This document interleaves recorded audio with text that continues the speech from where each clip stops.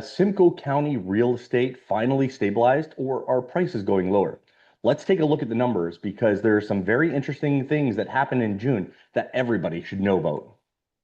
First, if you're not subscribing to my newsletter and you want to know about your local community in Simcoe County, I have a monthly newsletter that goes out. Just fire me a DM and I'm happy to add you to that newsletter list.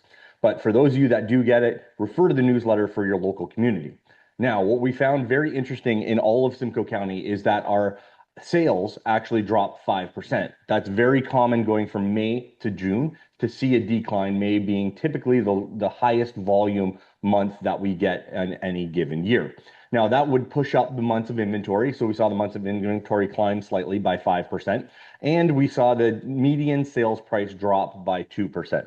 Now, before anybody panics, there's actually good news here is that we saw a decrease in the days on market. That means that if your house is priced appropriately and marketed well, we're seeing those houses turn or actually move on the market, which is something that we hadn't seen for a while. Now, that equates to last year's numbers as well. So we didn't see huge changes in the volume of sales from last year, including the months of inventory is actually lower than last year at this point, and the listings are down. So that means that we're starting to chew through some of the inventory in Simcoe County.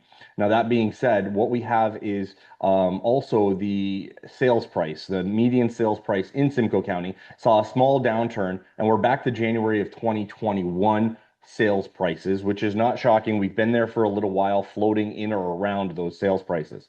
Now, in Ontario, we see almost the exact same thing. New listings are down, sales are down slightly at 2%. Months of inventory climbed slightly. Again, very normal what we expect. And the days on market is up only 1 day for all of Ontario. But what that means is that, again, we're chewing through some of that inventory as we look at the year over year stats. Listings are down, but sales are up slightly. So there's good news on that front.